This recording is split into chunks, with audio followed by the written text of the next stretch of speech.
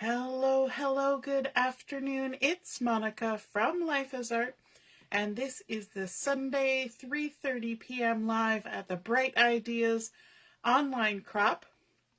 We had a lovely chat and craft this afternoon, and we're looking forward to another fun session this evening starting at 7 o'clock. So if you haven't had a chance to join us for that, then please consider doing so. And if you're joining me right now live, be sure to say hello or howdy so I know you're here. And if you're watching later on replay, you can drop a comment so I know you stopped by. We are going to be looking at You Can Stencil That. I thought it would be fun to do a bit of a technique sample today, and this is something that can be used for any project, but today I'm specifically working on a card just because it's a little bit smaller size and we can get it done a little quicker. So we are going to be using the Gears and Textures bundle that we have been using all weekend long and for a lot of our projects. So we have the stamp set as well as the dies, and then again we're going to be using the Fabulous Sayings stamp set, which was the January product of the month.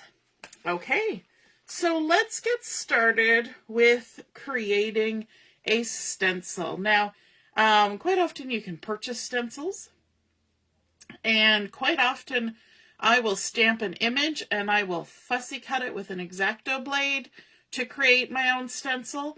But you can also create stencils with punches or dies. Today I'm going to be using the dies, those lovely gears. I'm only going to be using 3 of the gears. And I'm going to obviously need a machine. So I've got my Stampin' Up! Big Shot from forever ago. And I have cut out some pieces of just basic white cardstock. So I've got a couple that are 3-inch square. This one is a 4 1/4-inch square.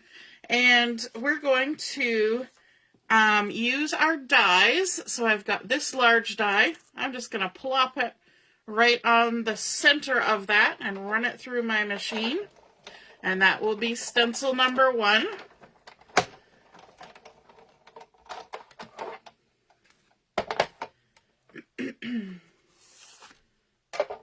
There we go.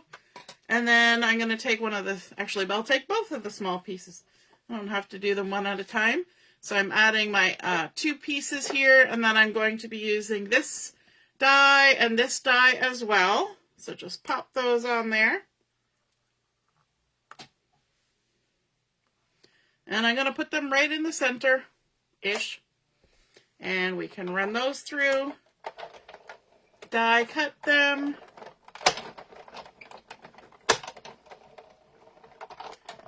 And take those off. They always want to static. Static themselves. Okay, now we can get rid of our machine and take a look at what we have created. So we now have that large piece with our die. Sorry, I moved my tower. And then we can pop out this smaller one. Pop out all the little pieces, or take your pick tool, works good for that. So we also get the actual gear that we get out of there, as well as the stencil. And then we've got our smallest one. Now, when I was working on this project, doing my prototype, I actually cut out the gears all from the same piece of paper, which totally worked. It just meant I had to kind of mask a little bit while I was inking. And so to alleviate that need for masking, I went ahead and decided to do my stencils this way while we were watching on video. So let me move these guys out of the way. And I'm going to park these kind of off to the side. So we've still got them. We're going to start with a piece of basic white that has been cut to 5 3/8 by 4 1/8. Then I'm going to need a piece of scrap paper as well. Because you know, when we get inky, we can get a little messy too, right?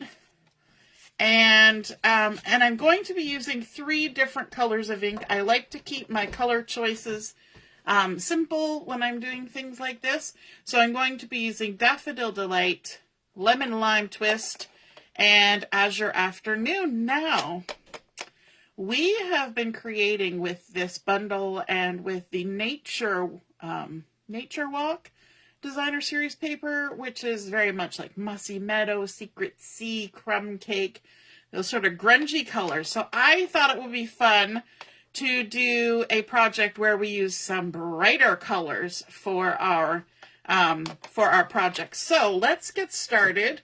And I've got my blending brushes as well. So we're going to start with Azure Afternoon. And I'm going to do 1 color per stencil. If I wanted to do this large stencil in all 3 colors, I would actually make 3 different stencils, just because we're using cardstock, and as you use it, ink will build up on the edge, and then if you switch colors, you're going to be pulling ink. It's the same reason why with an acetate type stencil, you would wash your stencil in between colors, right? Just so you're not getting all those colors kind of mingling. I'll show you this stencil I used earlier. And so you can see I kind of put them all in a little cluster. And you can also tell that I used sticky notes to kind of buffer in between as I was inking. And I think that this might be a little bit faster. The only difference is that between this and acetate, one of the reasons, is that with acetate, you can see through it. So this one, you kind of have to do the by guess and by gollies, right? So we're going to start by adding some ink, and I'm going to go maybe about halfway up there with my gear. Going to grab some of my Azure Afternoon ink, and this is kind of fun. Like, instead of stamping or die cutting, we can determine how much saturation of color we want on our project simply by putting less or more ink. And that can give you a softer look, and it can make it look a little more feminine if you want, or it can be full on and, you know, pretty pizzazzy too, okay? So then let's also add a little bit of ink down here in the corner with our Azure Afternoon. And you'll notice I'm kind of going really far off the edge on this one. What I want to do is I want to leave some white space in the center of my project, and that's going to allow me to add my sentiment on there. I am creating this as a completely flat project. There's not going to be anything popped up or dimensional. We're going to keep it really flat. And so to do that, I want to make use of ink. All right, we're going to add a little bit of blue here. And I moved my tower so that it wouldn't make noise while I was inking. But my table is still moving. I'm trying to kind of lean against my table as I ink, which is a little bit difficult. Just so we're not shaking around as much as it would if I didn't. All right. So if I start talking funny, it's because I'm pushing against the table. And then let's add another little bit of ink over here. And then we're going to switch up. We're going to switch colors. We're going to switch stencils. So let me know in the comments, have you created your own stencil using dies or punches or fussy cutting yourself? That one shifted on me. We'll just push it back. I usually have a thing to help me hold it still. There we go. Put a little bit of that under there, and that can help keep it from moving as much. If you've ever wanted something like that, that's just drawer liner from the dollar store that's been cut up. There we go. So we've got our azure blue on there. Now we're going to switch colors and we're going to switch stencils. Let's go to our medium size one and we're going to use some Daffodil Delight with this. There we go. Get ourselves inky and we're going to add one right about there.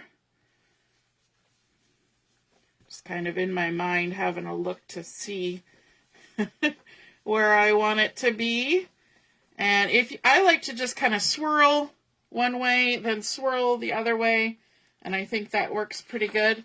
Let's turn it around and let's add a little bit up the side here, like that.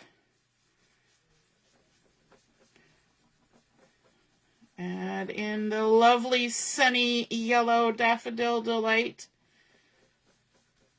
We need some of that sunny yellow these days, don't we? With all of our snow and everything. All right, let's add one more over here. And I want to show you another trick that we can do with these stencils once we're done this part, because you remember we did have the pieces that came out of the center of these stencils. And so we're going to make use of those as well. Okay, so let's come in with our last one. This is our smallest one. We're going to use some lemon lime twist for this. I think we're kind of channeling summer vibes with this project. We've had enough winter now. Let's have some spring. And so we're getting some pretty colors going. So let's add a little bit of green down here. Some lemon lime twist. And then let's pop some more up here. Like that. Get a bit more ink. Getting inky. The fun thing about this is I'm actually not getting inky. And the little trick that I want to show you here in a minute will also eliminate getting inky. Now when I'm holding my stencil down like this, I'm also making sure to kind of keep good pressure so that my cardstock underneath is not shifting around on me. So that's important. And let's go to the other side. Let's add some lemon lime down here.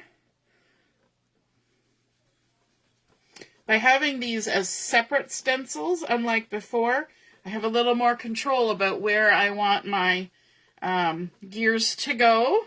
And you know what? These kind of have gear look, but they're also giving off flower vibes, don't you think? So it's a little less of a masculine design, but I think it could also work for a younger design too. My kids, and I have pictures of these contraptions they built. My kids have one of those marble run things where you can build all the tubes and whatnot together and then run the marble through and it goes through all the spinnies and all that stuff. And it's very much would go with these kind of colors, I think. And so, yeah. All right, so there's where we're going to stop there for a minute. But I'm going to set that aside. Remember, we had the little pieces that came out. Well, if we take those little pieces, this is going to save inky fingers. Save those little pieces and stick them in the spot where they came out. And then we can just go ahead and add some color to them. Just like that. Easy peasy. I'm not getting ink on my fingers. And it's staying in place pretty well. And then there we go. We've got a lovely little gear. Let's do another one because I had an extra one popped out here. So let's stick another gear in the hole. So if you've ever wondered, how can I keep my hands a little cleaner? that's a good way to do it. Even if you're not using it for a stencil, but you're die cutting out little things and you want to ink them up, then this is the perfect way to do it. There we go. We got 2 little green gears. And then, hey Robin, you're back from your trip. Yay! And it was fun and you made it home safe. Awesome. And Carol's here too, I see. And Michelle. All right, let's grab our yellow again, our Daffodil Delight, and our stencil. And then, now this is interesting. So this is the gear that we cut out, and it fits in there lovely, because that's the one we cut out. I say it fits in there lovely, and then it doesn't want to go in. There we go. But this gear, which is also in the collection, it fits in that space. So we only need one stencil cutout to ink both of those. You get a twofer. So then we can go ahead. This kind of reminds me of spirograph, doesn't it? It's getting that vibe as well. Flowers, spirograph. So we've got some fun little things going on here. Let's ink this one up. So not only is it a stencil, it's a tool for inking. Who knew? Pop that one out. We're going to do one more of those just for fun, because we got it sitting here. Now, I'm not going to ink up the large one, but I could. I'm just not going to use it on my project. So it's just sitting over there, and I can use it for something else, because I can make it any color I want to match anything I want. There we go. Pop it in. For some reason, it wouldn't go one direction, but I moved it a smidgen, and it went in just fine. I think it has more to do with the user than anything. All right, there we go. All inked up. Let's move all of these good things out of the way for a minute. And we can bring in our card base that we're working on, or our card front, actually. And somehow in that process, I kind of chipped my fingernail. Not that that's very precious. But let's add some of these to our project. I need my liquid glue, which I conveniently put away. And we're going to do our little trick. And this has been a lifesaver with all of these gears that we've been working on. So I'll just set that there for now. Let's add some of these onto our project. Now, I don't have to glue all of it because it's going to hang off the edge. So we're going to pretend that that one's kind of layered up in the center there. Let's grab this guy. We're going to glue around the edges of that one. Let's pop it over here, approximately in the center. And let's grab this guy. Need a little more glue. So you can layer up die-cut inked images with stenciled images. I could die-cut cardstock and layer those up as well. You could add in foily things. You could do anything you want. Let's pop this guy on. Don't even have to layer them. You can just add them. And then this guy, we only need to ink or to glue just a little bit of it. In fact, I could probably use the one that I'm going to trim off over there, but we're going to do this anyway. There we go. And then from behind, we can take our scissors, wherever I put my scissors. Maybe I put them away. I did. I put them away thinking I wasn't going to need them, silly me. How can I get through a project without scissors? And any of these little cut-off bits that are big enough, we can save them and put them on something else. There we go. All around. Let's just scooch them over there. We might need them later. So we've added some die-cut pieces on top of our stenciled pieces. And now we're going to do some stamping on here. First off, let's bring in our scrap paper again. So if we make some messes, we can use it. And we're going to add our sentiment right in the middle. I'm going to be using the You're on My Mind from our Fabulous Sayings. And I always think of, I don't know whether it's from Mastermind, the kids' toy store, or what, but whenever I think of something being on your mind, gears come to mind, right? The gears are churning, all those sayings that we have about thinking about something. So I'm just going to stamp that, hopefully, about in the center of my card front. And then I want to use some of the other stamps from the Gears and Texture stamp. I'm going to use these chevrons, I'm going to use these little angles, and I'm also going to use one of the bolts, so the bolt heads, or the screw heads, to do a little bit of something on here. Let's start with the chevron, and I wanted to pull in the very strong, very contrasty black ink for this.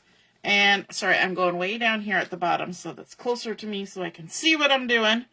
And I'm going to just do a little stampy stamp, and I'll stamp right off the edge, hence the scrap paper.